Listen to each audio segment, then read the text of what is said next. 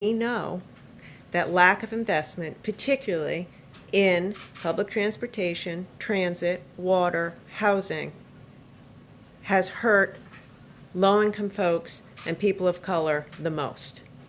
And it's time to finally rectify that systemic inequality and build back better and more equally.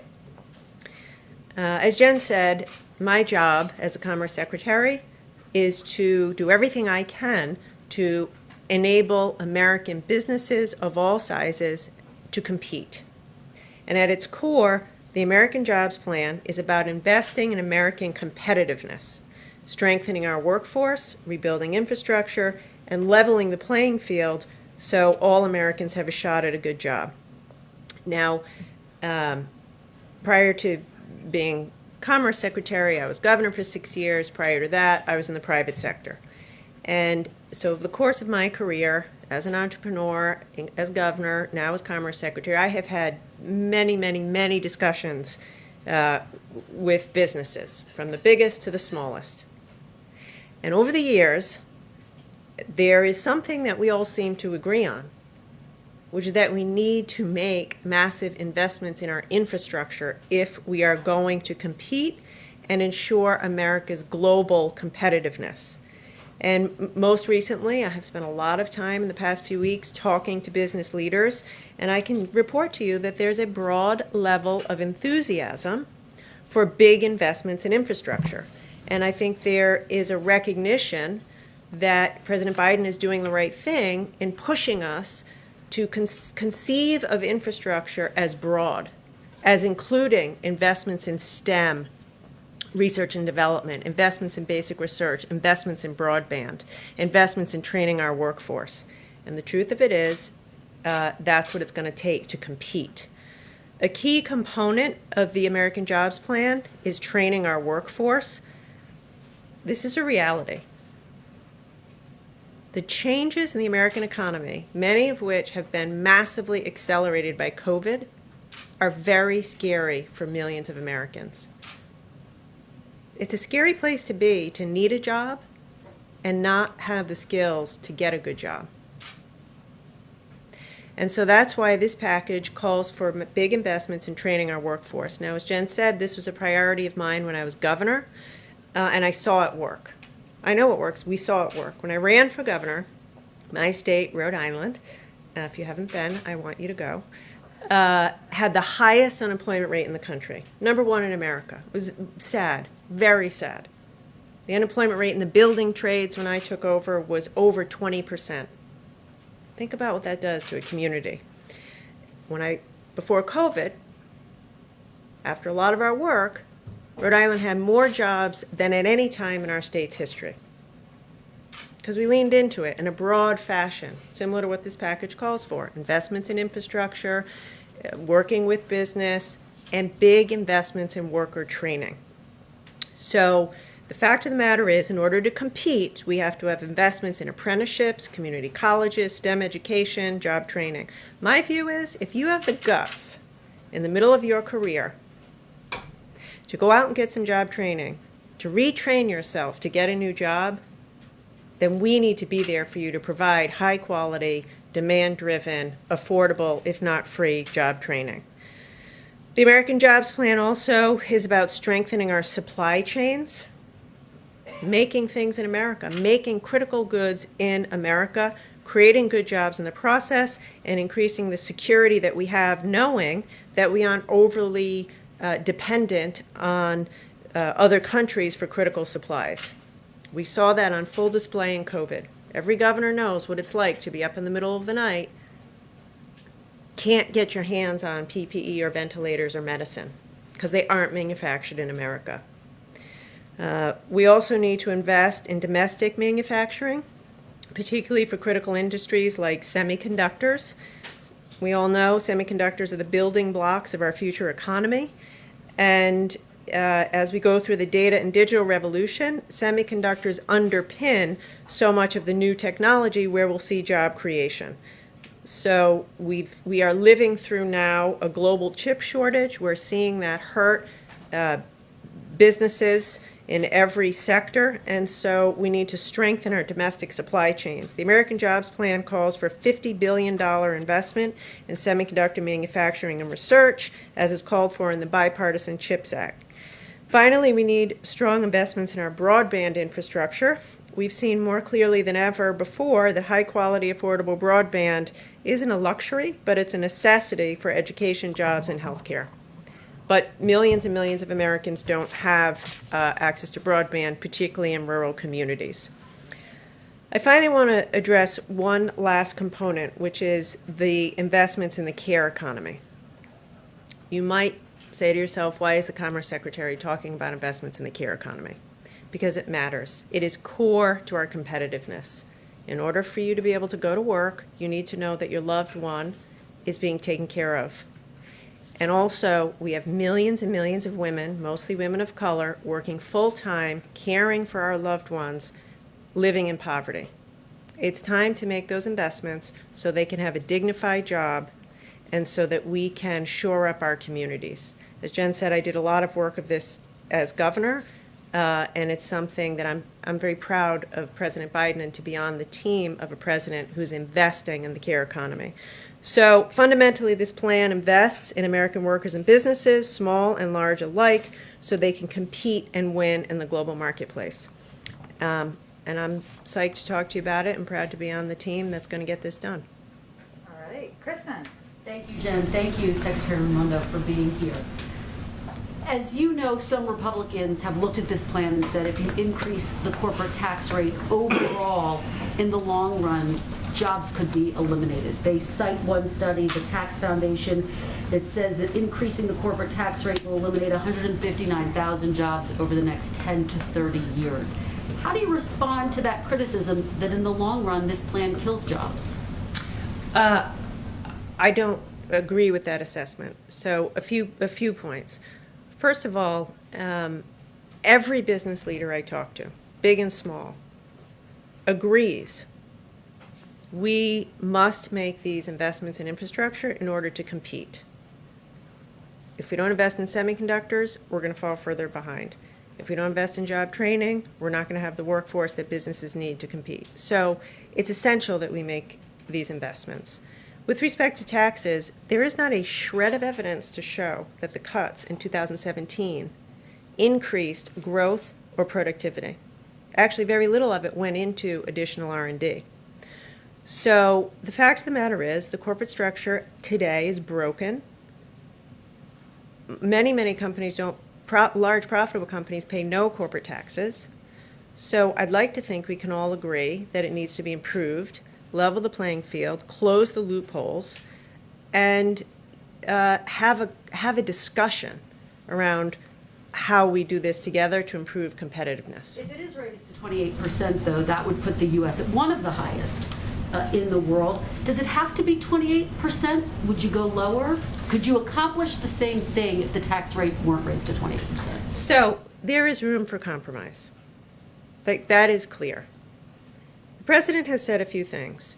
We have to get this investment done. He's charged us to work across the aisle and in a bipartisan way, and we need to pay for what we're doing. Like our proposal is to invest in 8 years and pay back over 15. Now we can have a discussion about that. Should we pay it back over 20 instead of 15? Is the rate not quite 28? Is it something, lower? So we want to compromise. What we cannot do, and what I am imploring the business community not to do, is to say, we don't like 28, we're walking away, we're not discussing. That's unacceptable. Come to the table and problem solve with us to come up with a reasonable, responsible plan. Thank you. Mario. Thank you, Madam Secretary. 2 questions for you. On the infrastructure side, how do you target and make sure that those projects help minority communities? I'm thinking of the situation in Jackson, Mississippi, for example, Flint as well. And then my other question is, how do you make sure that minorities are the beneficiaries of these jobs, right? There's been a long history of programs that were built to help minorities. I'm thinking of opportunity zones with the last administration that didn't ultimately help minorities. Yeah, really good question. 2 things. So again, the president's been very clear in this. This is about equity in everything we do. And I can promise you as Commerce Secretary, like right now we have $3 billion from the rescue package to invest in communities. I promise you now, equity is front and center. And that's why I was saying we have to get the money everywhere, rural, tribal, urban, and prioritizing those who have been left behind. With respect to the job training, I can fall on my own experience. We did a Back to Work Rhode Island job training initiative, and we said we're gonna make sure it's equitable. More than half of the people trained were women.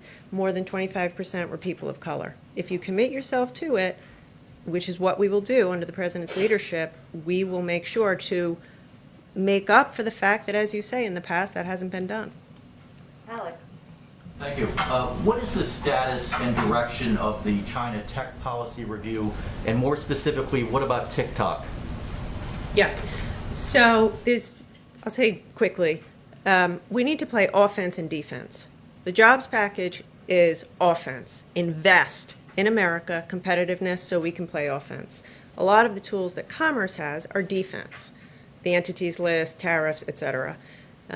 So we are, led by Jake Sullivan and our team, Interagency Review. We're in the process of doing it now. A lot of people have said, is Huawei going to stay on the entity list? I have no reason to believe that they won't, but we're kind of in the middle of the overall review of China policy. How close is that to being complete? I would actually defer that more to the White House, but I would say we're in the thick of it right now. Like, we're working as aggressively as we can. We're not wasting time on it. Thank you, Secretary. Just hoping to draw on your experience as a governor regarding the virus. The White House and the President have been calling on governors across the country not to roll back virus restrictions, business capacity limitations, and the like. Yet many, including many Democratic governors, have rolled back those policies steadily, even as cases have risen. You face some of these struggles as governor. Can you speak to a little bit what those governors are facing, and how would you advise them to balance their, maybe the pressures at home versus the federal guidance here to keep those restrictions in place? So it's a tough spot. To be a governor in America today is a challenge, and everyone's trying hard. I would say, first of all, they are so lucky that President Biden is in office now after what we lived through last year. Secondly, follow the president's lead around vaccinations. The administration is doing a fantastic job getting vaccinations out the door, and I think that it's a balance.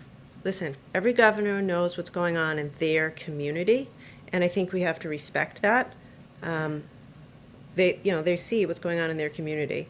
Having said that, I would say, the Biden administration is focused heavily on vaccinations and has a fantastic strategy, and I would just encourage governors to lean into that, vaccinate people as quickly as possible, and don't jump the gun. I am not going to tell governors what to do. I just have lived it, and every time you jump the gun, you live to regret it. So vaccinate. Put the pedal to the metal on vaccinating more than lifting restrictions. Ed? Madam Secretary, thank you for being here. You oversee a big department, everything from the Weather Service to the fisheries and the Census. Have you been briefed on the status of getting the results of the 2020 census? Yes, I have. When's it coming? Well, we have said that the redistricting data will be available no later than September 30th. If it's available before that, and we feel comfortable about it, we'll put it out then. But we need a little bit more time. State elections officials, secretaries of state, who are sitting there, scratching their head over which lines they should be using for elections this year and next year. What do you say to them? I say, I know it's tough, but be patient. Last year was a once in a lifetime pandemic. The census professionals had to do the census in the middle of a global pandemic with COVID, civil unrest through the summer. So we're behind. We are behind. But my direction to the team is we have to get it right. So having been a local politician, I hear them.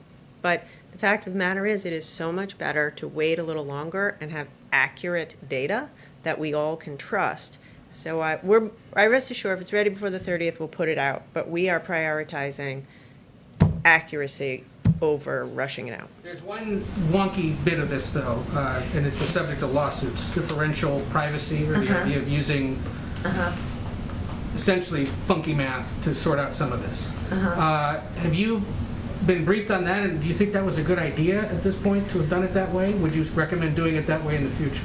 So in this regard, I have to rely on the experts. The experts at the Census Bureau are top-notch, career top-notch statisticians and demographers. Here's the reality. That, what you're referring to, is a statistical technique that is intended to protect people's privacy. It's the first time we've used it. Today, the way quantum computing and computing is such that there can be privacy hacks today that weren't technologically available 10 years ago.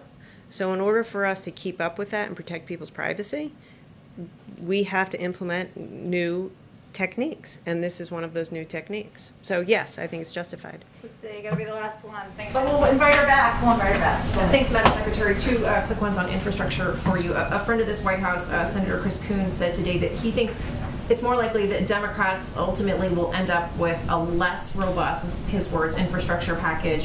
He says it's could end up looking one that's like one that's more directly targeted at what he's calling hard infrastructure. Is that an accurate prediction to you at this stage? And then my second question, I'll just tack it on here. The president, you're one of the 5 cabinet secretaries that President Biden tapped to kind of go out and sell this, his words, to engage the public. What has that entailed at this point, specifically as it relates to getting these Republicans on board with this plan? Talking to them, sitting down, listening, engaging them. As I said before, we have put forth a bold proposal and a reasonable way to pay for it. There are other ideas. So what I'm going to do, and all the cabinet is doing it in the White House, is sitting down with our Republicans, friends, and Democrats, and business leaders, and saying, okay, if you don't like this, what's your idea? How do you think we ought to pay for it? If we are proposing paying for it over 15 years. What do you think? So I think, again, it's all about finding that compromise and actually delivering for the American people. So that, anyway, I think broad engagement. Face-to-face conversations with? If you include Zoom as face-to-face, I would say very many. Only a few actually face-to-face, but a lot, a lot. And I plan to do even more of it. Like, we're serious about this. We want to get this done. There's a lot of different ways to do it. The president does what a leader does, puts forth his ideas. Now let's get to work. Let's talk about it. Where do we tweak it? Where do we change it? With respect to Senator Coons, I am not going to disagree with his assessment because he's been up here longer than my 4 weeks. But, look, I think it's early to say. The president put his plan out a week ago. Let's give it a shot. Let's go big. I can tell you this, every single business leader I've talked to applauds the fact that this package is more than just roads, bridges, and water. Like, come on, 35% of Americans in rural areas don't have broadband. You cannot have a modern economy without that. We have a crisis in semiconductor manufacturing. You cannot have a modern economy without that. So I hope that that isn't where we settle, because we'd be shortchanging American people, workers, and businesses. All right, Jeff, you're so convincing. Thank you. Secretary, just to follow up on Alex's question about TikTok. Can you just clarify what your position is on whether TikTok needs to be sold by the Chinese company ByteDance that owns it now? And can you also give us a broad view of your advice to President Biden on tariffs with regard to China? I would say here's my broad view, and I don't want to get into details on any particular company. My broad view is what we do on offense is more important than what we do on defense. To compete in the long run with China, we need to rebuild America in all of the ways we're talking about today. And by the way, do that with our allies. You know, we have to work with our allies and find common ground where we can. With respect to tariffs, there is a place for tariffs. You know, the 232 tariffs on steel and aluminum have, in fact, helped save American jobs in the steel and aluminum industries. So what do we do with tariffs? We have to level the playing field. No one can outcompete the American worker if the playing field is level. And the fact is, China's actions are uncompetitive, coercive, underhanded. They've proven they'll do whatever it takes. And so I plan to use all the tools in my toolbox as aggressively as possible to protect American workers and businesses from unfair Chinese practices. Umesh, I don't want to leave you hanging, and you're the last one hanging. I was the At last the one risk, Umesh. Well, this is great. Thank you, Madam Hopefully Secretary. the secretary will come back after this. Go ahead. It depends what she asks. Yeah. Right, that's a lot of pressure. But thank you for taking my question, Madam Secretary. What do you say to a business owner who's looking at the U.S. and wondering, why should I start a company here when I could possibly do so in another country more cheaply? How do we stay competitive as the United States for that business owner's company? So I'd say a few things. One, you cannot get better than American workers, American ingenuity, American innovation. Two, this jobs plan will enhance American competitiveness. You know, I know from being governor, businesses want to locate in communities with good infrastructure, good public transportation, clean water, excellent public schools. That's where businesses want to be. That's where their employees want to work. So if we pass this package, it will massively, businesses will want to be here, will want to be here more than they do now. Also, the whole point of the tax reform as proposed by the administration is to get rid of the loopholes, level the playing field between big businesses and small businesses. I don't know any small businesses in Rhode Island who are shielding their profits in tax havens around the world. Like, it'll level the playing field, raise more money, and allow us to invest in job-creating infrastructure and job training. So as a former business owner and as a former governor who recruited businesses, I think it's a winner for business. Is there an alternative other than the 28%? It sounds like Yes. you're a little open. What else could the White House come up with to pay for the infrastructure? Let's bill? have the discussion. Let us have the discussion. We put a plan out. Tell us what you think is an alternative, reasonable plan. But I would say, don't shortchange America. Don't come back and say we only need $500 million of infrastructure, because we don't. Because if we do that, we'll be in the same place or a worse place 10 years from now. So yes, we're wide open. Reasonable people can disagree. We'll find compromise. But let's go big and let's do what's required. All right. Thank you so much for joining us. Bye. I can't believe you do this every day. I just wanted to get out. You don't. You're here, right. Lots of questions about COVID and Iran. A couple of other items for you all at the top. A new survey just yesterday from Invest in America and Data for Progress found that 73% of voters backed the American Jobs Plan. That includes the support of 57% of Republican voters. Digging into the numbers shows just how broad the support is. 68% of independents, 64% of Republicans back the president's proposed investment in the care economy, something the secretary just talked about quite a bit. And all of the investments the survey looked at, from roads and bridges to housing, clean energy, and manufacturing, have the support of over 60% of voters and a majority of independents.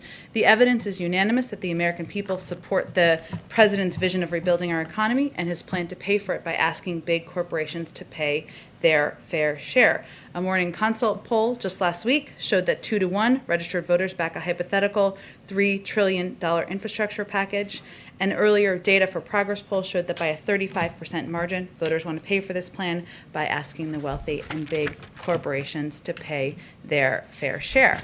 Another update, today we can proudly say that in addition to the 150 million shots in arms, we have successfully sent over 150 million relief checks to the American people.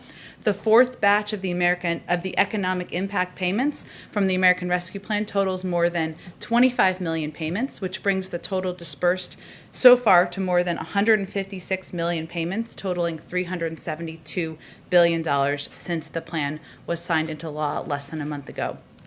The largest block of these latest payments went to Social Security beneficiaries who didn't file a 2020 or 2019 tax return and didn't use the non-filers tool last year, which is consistent with our view that it would be more challenging. The easiest would be those who had information that the IRS had, and it would become more challenging. So this is a more challenging group, but this is certainly good news.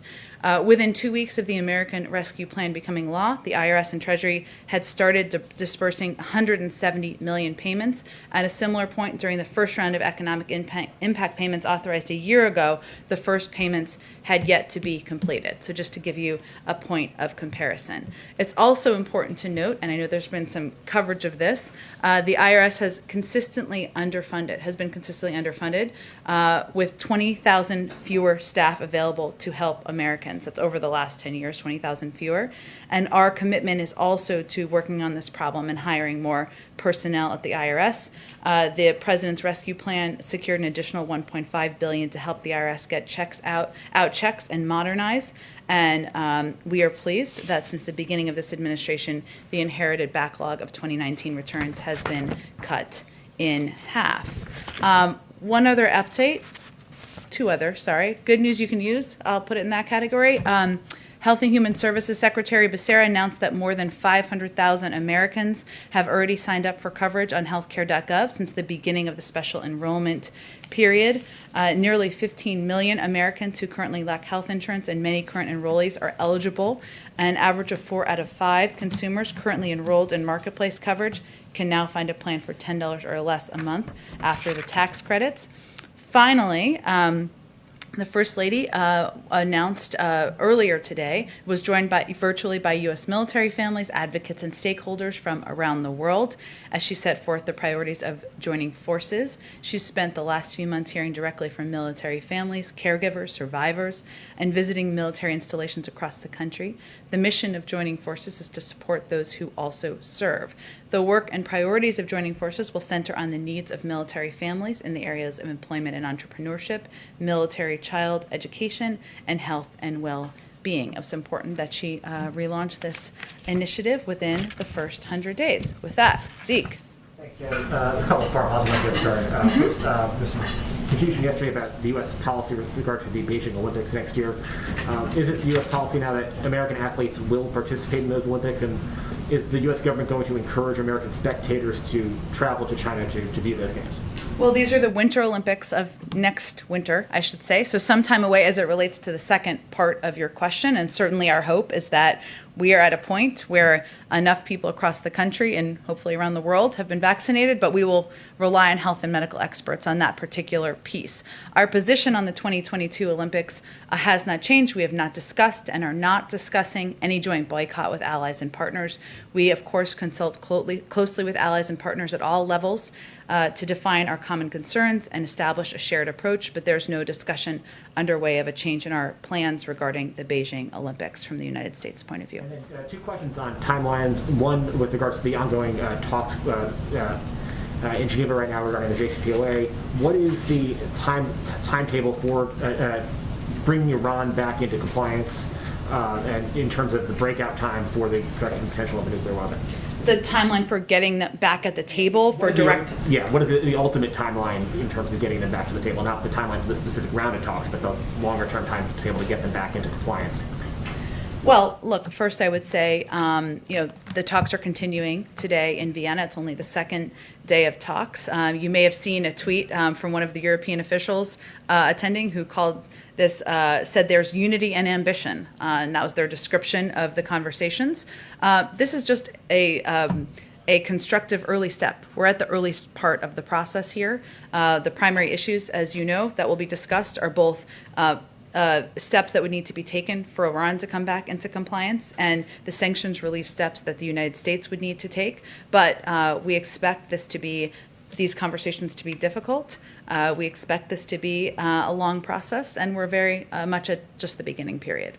There is time from the U.S. perspective for these talks to continue. Is that months? Is that years? What scale are we looking at? I can't put a timeline on it, Zeke. We do feel, of course, that diplomacy is the right way to approach this challenge. That doing that in coordination and close cooperation with our partners is also exactly the right approach. That's what we're doing and what we're focused on now.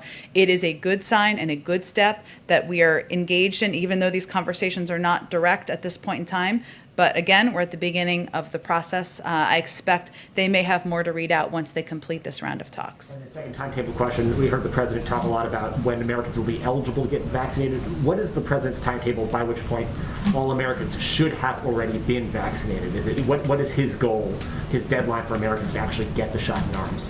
Well, there's a role that the federal government can play, led by the president, of course, increasing the number of vaccine supply we have. He's done his job in that regard. We're going to have enough vaccine to vaccinate, more than enough, I should say, every adult American by the end of May. He has increased and invested in the number of people we have as vaccinators, increased the number of vaccination sites around the country, more than doubling the number of pharmacies, investing in mass vaccination sites, investing in community health centers. It is now incumbent upon the American people to do their job and continue to mask up, get the vaccine when they're eligible. We, of course, just launched a massive public campaign that is both paid media as well as investment in community organizations. But I can't make predictions for you here. That is going to be determined in large part by the American public. And so the president's timetable of July 4th activities, gatherings in the backyard, is independent from the rate of vaccination in the American public? Well, I think what you were asking me is when he expects, if I heard the question correctly, the vast majority of the American public to be vaccinated. And what I'm conveying to you is that there's a role for the government to play, many roles for the government to play. We are moving forward on all of those fronts. But there is also a role for the American people to play, and that question will be answered in part by whether people get the vaccine when they are eligible. As it relates to July 4th barbecues, I mean, you can see the numbers that are reported regularly on vaccinations, the percentage of the public that's vaccinated, where we've seen success in different communities. Those are all numbers that are reported. What he's talking about is the ability to have a barbecue in your backyard with other people who have been vaccinated. That is not mass gatherings. That's not the same as having the entire public vaccinated. Go ahead, Jeff. Jack, can you confirm that the Biden administration plans to restart aid to the Palestinians? I expect the State Department is going to have more specifics on this later this afternoon or right about now, so I will leave it to them to lay out the details for you. Okay. We talked a little bit about taxes with the Secretary. Yeah. Amazon said yesterday that it supports an increase in corporate taxes, which was interesting because the president had singled Amazon out specifically. Has the White House reached out to Amazon, and/or has it reached out to other companies in corporate America to try and boost support for this plan? Well, we have certainly reached out to a range of groups, obviously elected officials, large businesses, small businesses, rural and agricultural stakeholders, climate groups, local chambers of commerce, faith leaders, Black, Latino, and AAPI leaders, community college groups, and more. We've done a lot of calls, a lot of Zooms around here and across the administration. It's my understanding Amazon did join a call with 20 other groups, carriers, and businesses as part of our outreach to a range of companies of many sizes across the country about what was being proposed and about the specifics of our proposal to pay for it. Okay. Last one, which is a little wonky. Okay. It's a South Korea company called SK Innovation. Okay. Is threatening to pull its construction of a battery plant in Georgia over a trade dispute. If you're familiar with that, the president has an April 11th deadline to intervene, and I'm curious if he plans to. I will probably have to take that question and talk to experts. I love wonky questions, but I will talk to the people who know more about it than I do. Go ahead, Kristen. Thanks, Jen. Report popped just before the briefing started that the president's going to announce a series of executive actions on guns tomorrow. Can you confirm that and anything you can preview? I don't have anything to preview. I can convey that I expect the president will have more to say tomorrow.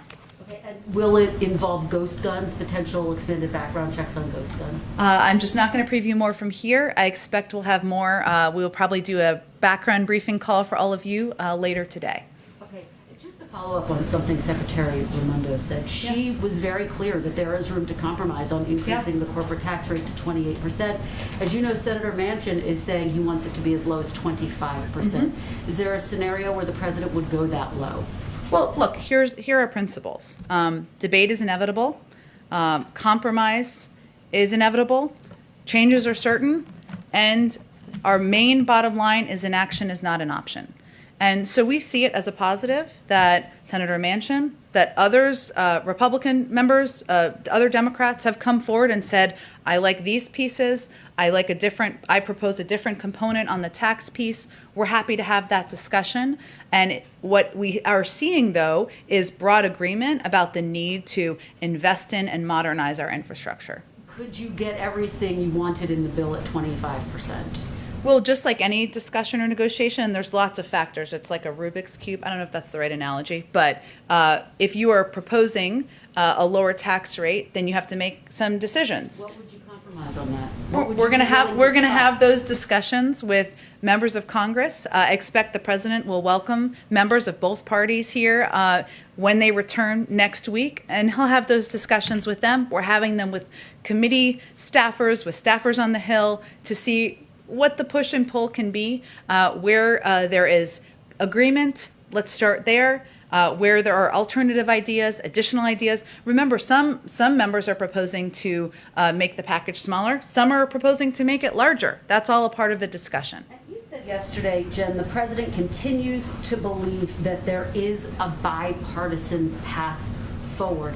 Is that realistic given the backlash that you've seen so far from Republicans? And if the president can't win over any Republicans, is he staying true to that promise of ushering in a spirit of bipartisanship? Well, here's how the president sees it. Democrats and Republicans will have ideas about what they like or don't like about the plan. That's a good thing. That's democracy in action. That's the American way. Our view, his view, is we don't just fix what is broken today. We build for tomorrow. And his idea of infrastructure is evolving, is that it should evolve to address the needs of the American people.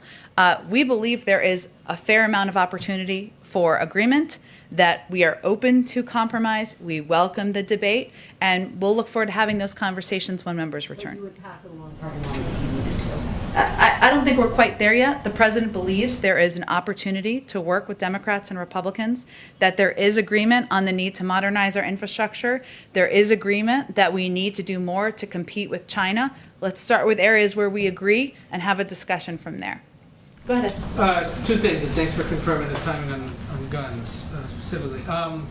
First, in a COVID-related matter, there are reports that during the transition, the incoming administration received a June 2020 report from Trump officials concluding that emergent biosolutions at plant in Baltimore that spoiled some J&J vaccine doses had oversight and quality assurance issues. Is that accurate?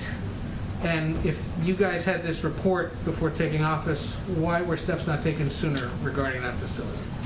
Well, first let me say that the facility is not approved by the FDA. That's in fact the process working, and the FDA is taking a look at whether any manufacturing facility meets the standards that would be required to produce and put out doses that will go into the arms of the American people. There are not a broad swath of options for manufacturing facilities across the country. So HHS and others can give you more specifics of what the options are that are available.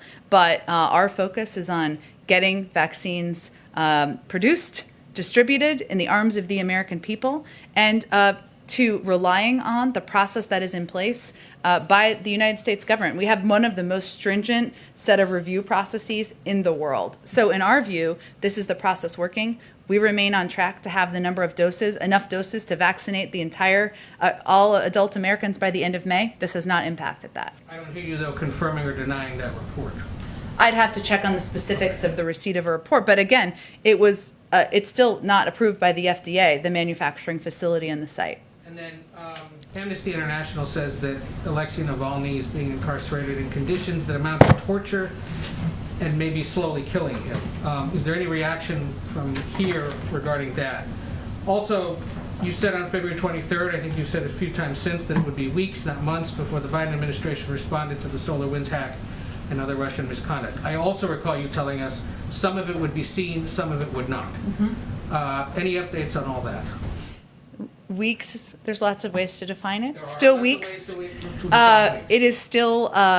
It is still weeks, not months away. I don't have an update on the exact timeline. I will say on the reports you referenced of Mr. Navalny, we are disturbed by reports that Mr. Navalny's health is worsening, that he's on a hunger strike to demand access to outside medical care.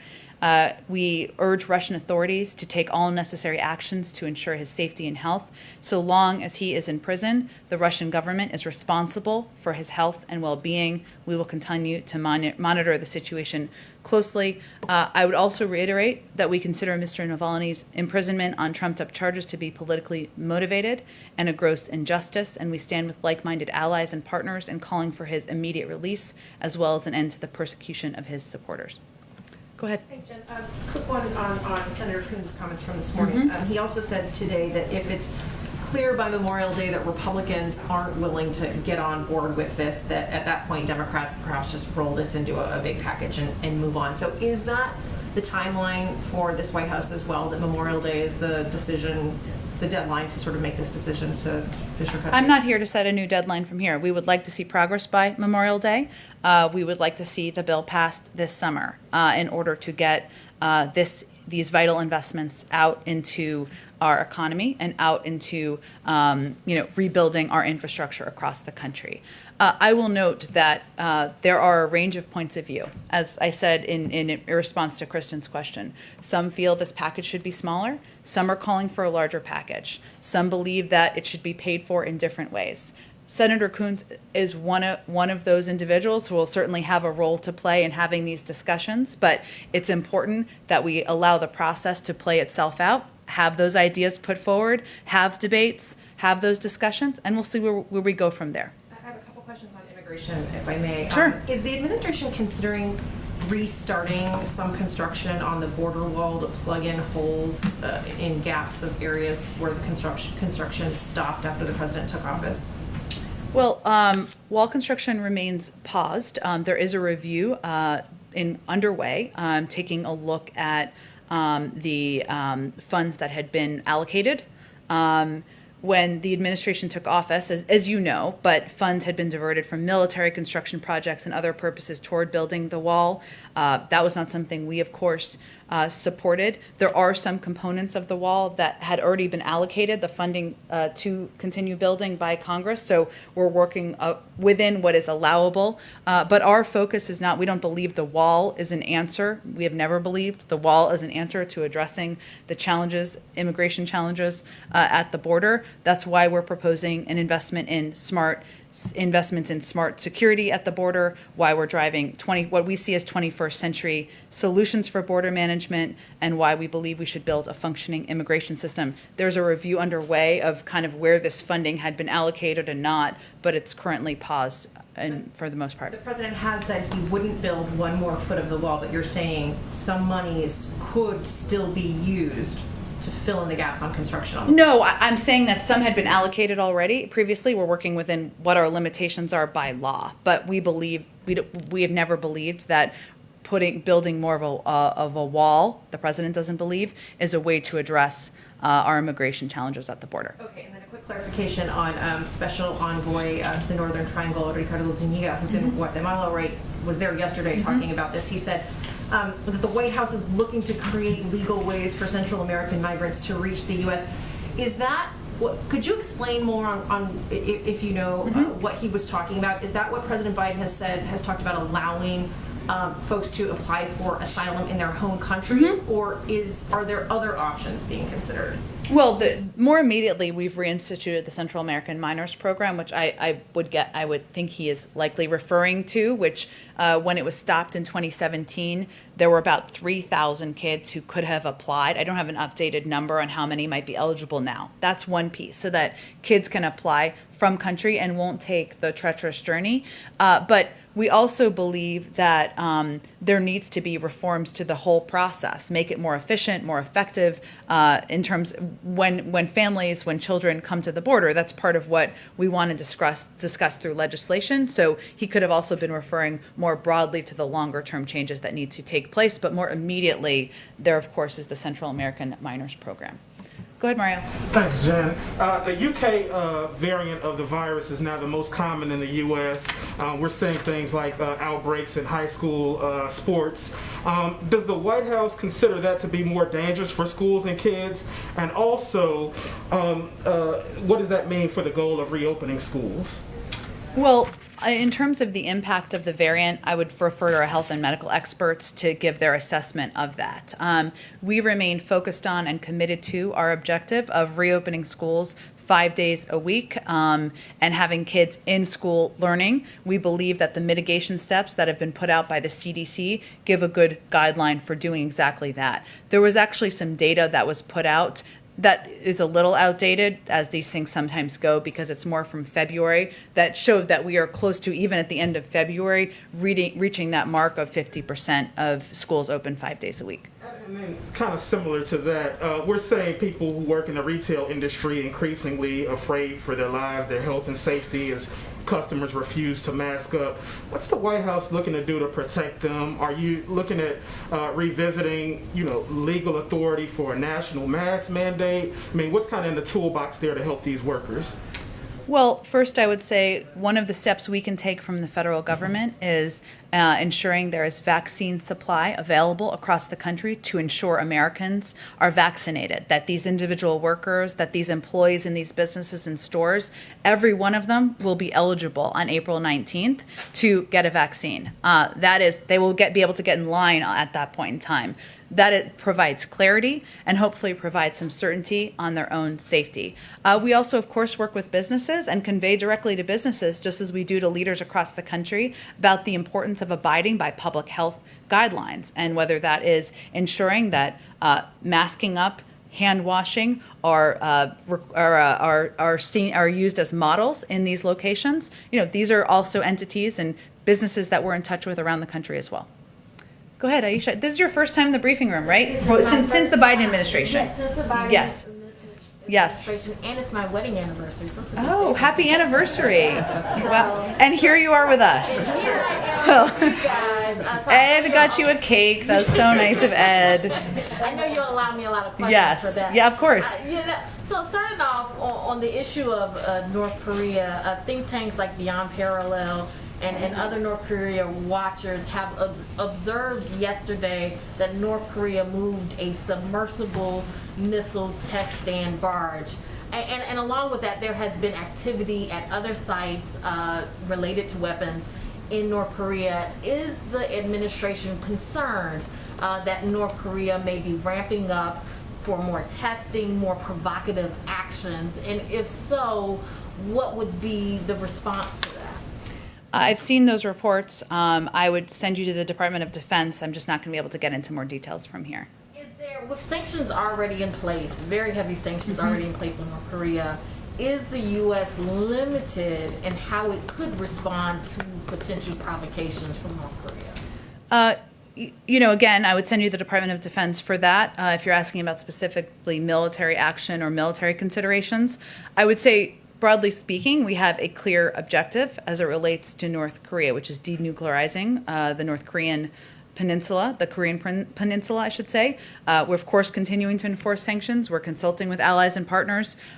We are prepared to consider some form of diplomacy if it's going to lead us down the path toward denuclearization. So that is broadly how we view. There's also a review that's underway within the administration. But on the specific reports, there's just not more I'm going to be able to convey from here. Issue, President Biden, when he was a candidate, pledged that within the first 100 days, there would be a commission on policing oversight set up. I know that we still have some more time in the first 100 days, but what is the status of that? And, you know, where do things stand with that commission? I don't have an update on the commission, but I would convey to you that from our consultation with Congress, with the groups, our focus right now is on the George Floyd Justice in Policing Act. We believe we must continue to press ahead to pass meaningful police reform. The president would love to sign a piece of legislation, would love to have it on his desk. We're encouraged by some of the engagement we've seen, pleasantly surprised in some cases, in the Senate, and that is where we feel we can have the most impact at this point in time. So is the commission still on the table, or is that something that is not being thought of right now? I just don't have an update on it, but we are focused on working with members, with advocates on many sides of this debate on how to move things forward, and we feel the George Floyd Justice in Policing Act is the most constructive, effective, impactful way to do that. The president is talking more openly about sharing vaccines with the rest of the world. Why is that? And how soon does he think that the U.S. will be at a point where he feels confident sharing more of the vaccine doses with the rest of the world? Well, I would say that his focus remains on ensuring that adult Americans are vaccinated.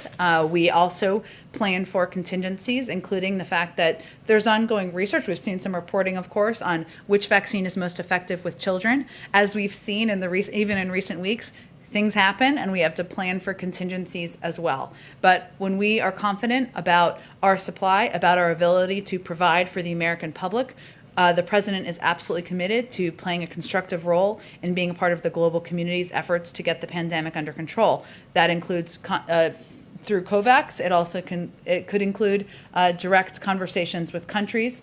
You've seen we've already lent doses to Canada and Mexico. So we remain committed to that. I can't give you an additional timeline at this point in time. Go ahead.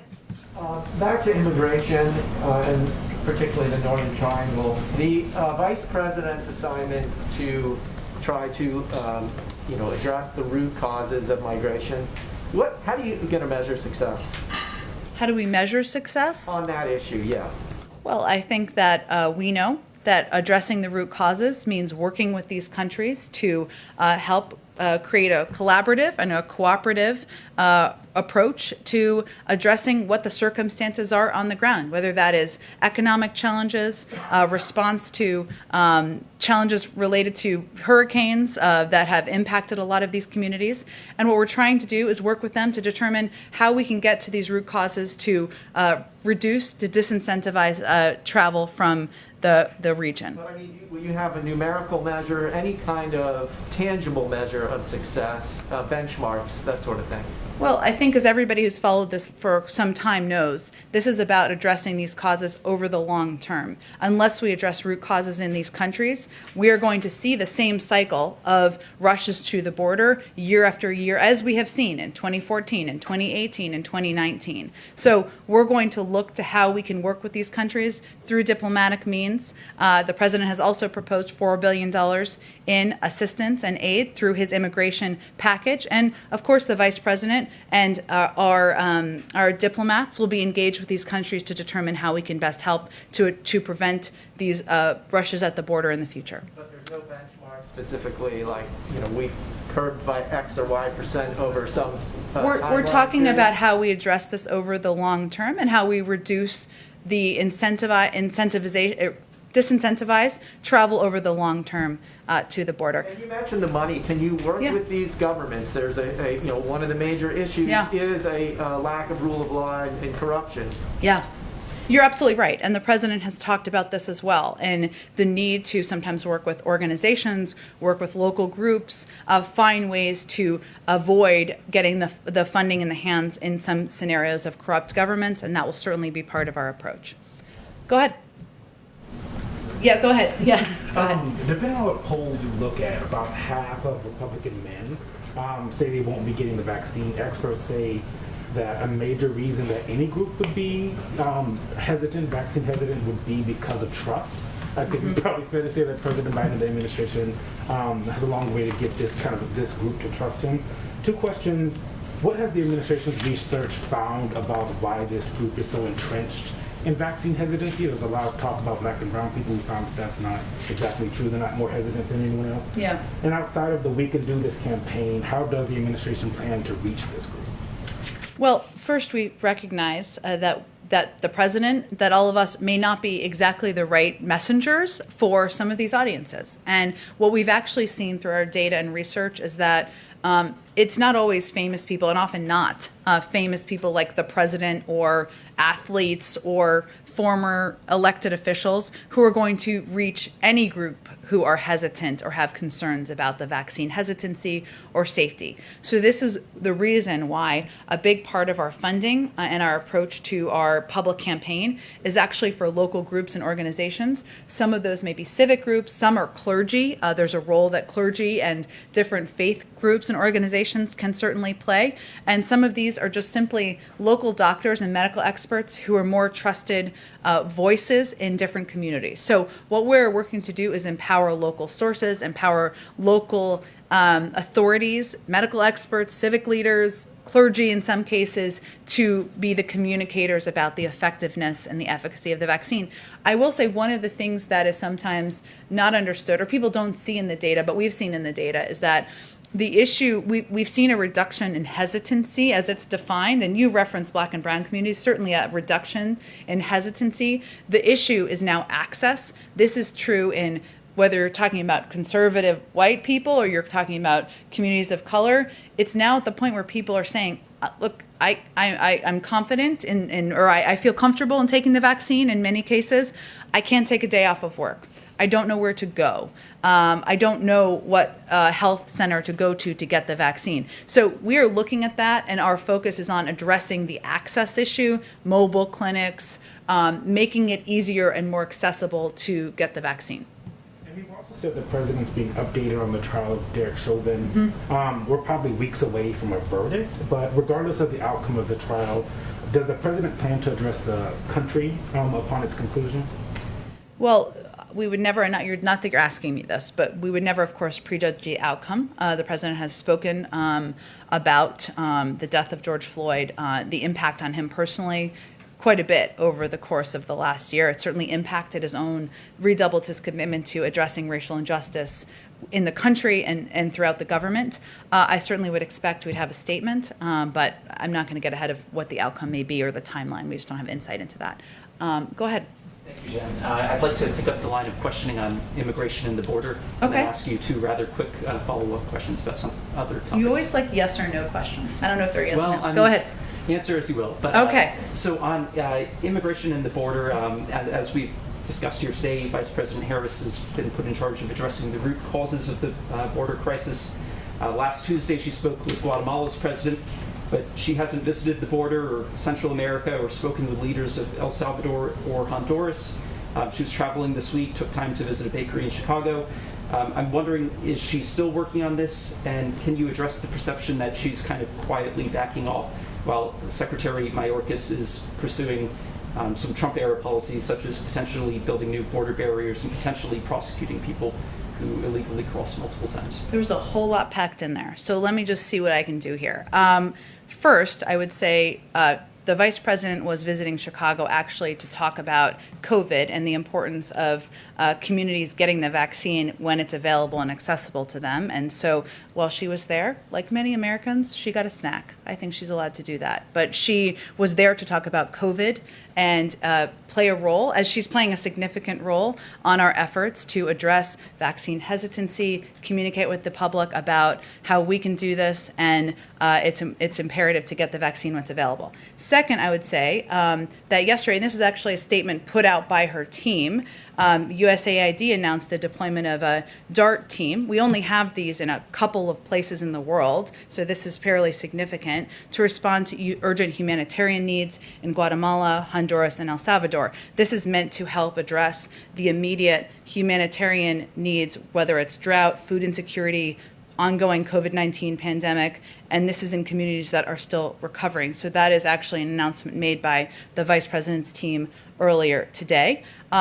This is absolutely an issue that she remains committed to, is in the lead on. The Northern Triangle, which I'm sure you're aware of, but is not the same as the border. They're all related to each other, but addressing being responsible and in the lead on the Northern Triangle is working with these countries in the region, addressing the root causes, working with them on how we can address issues like long-term food insecurity, drought, the COVID-19 pandemic, hurricanes, etc.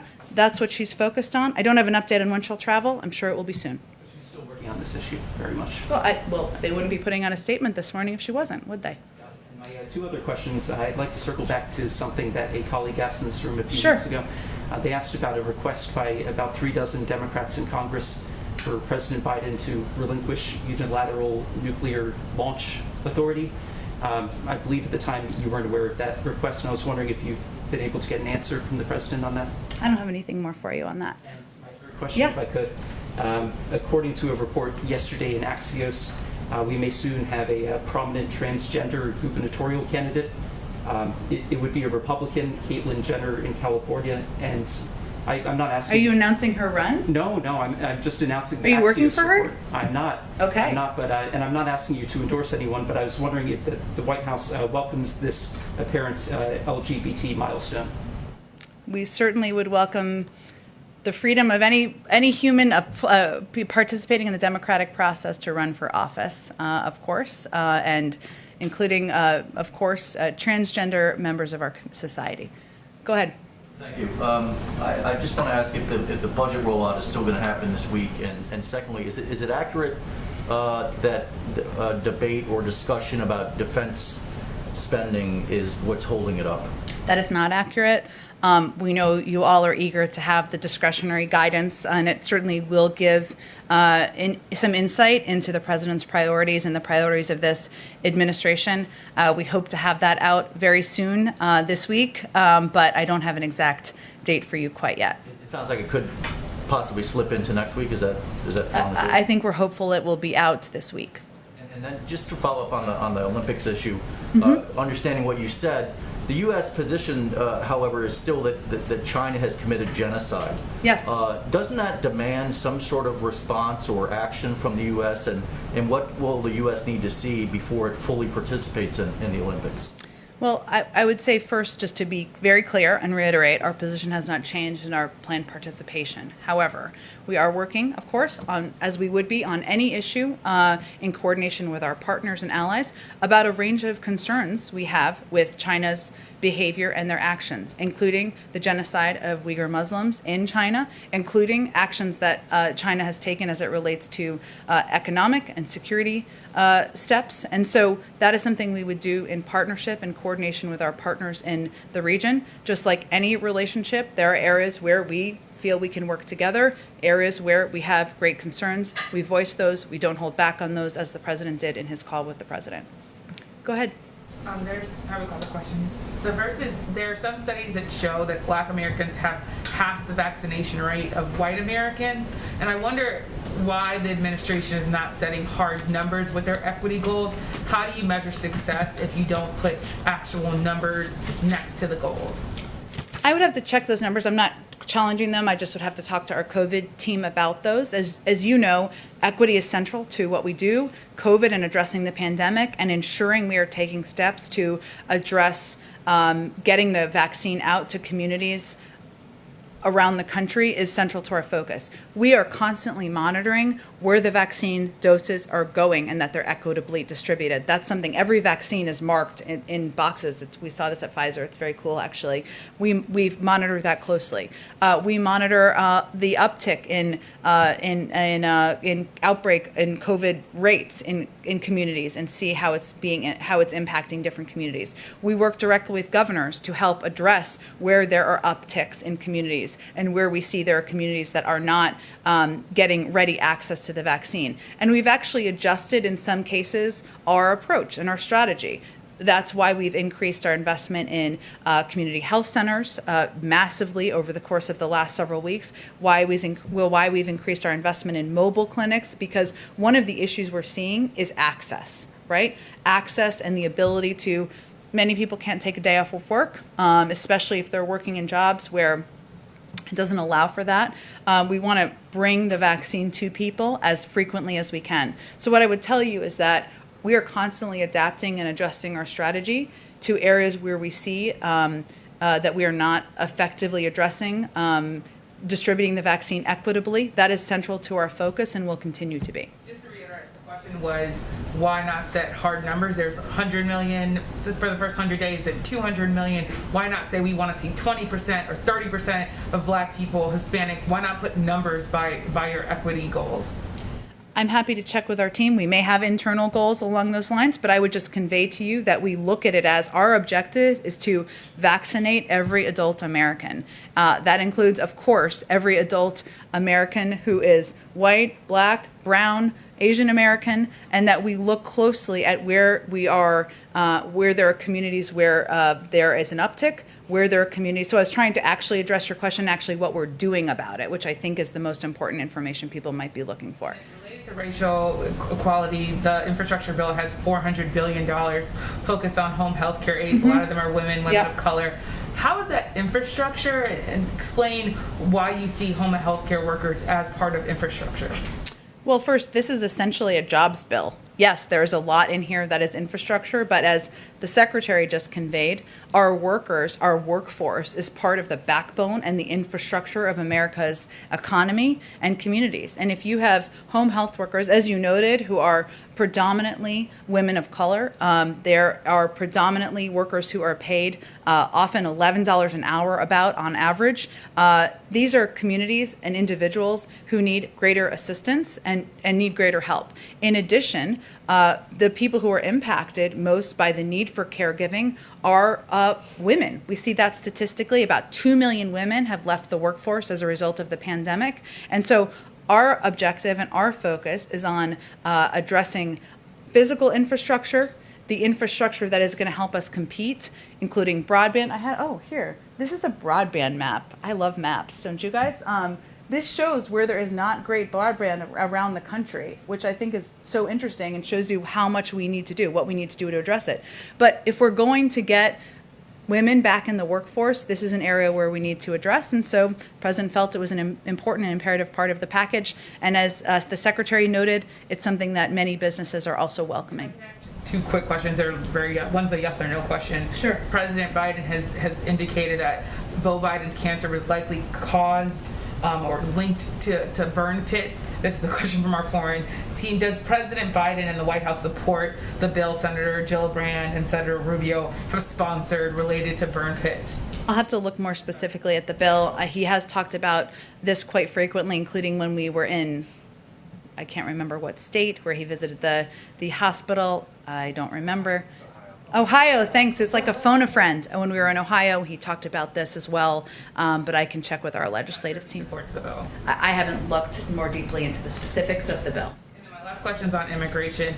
The Family Reunification Task Force, as of now, is saying that it hasn't reunited any families because they're still sorting through the system. I wonder, can you talk a bit about why they haven't been able to reunite families, and what are the concerns and challenges that maybe are even more pronounced than you would have thought they were going to be? Sure. First, we can't overstate how complex this challenge is.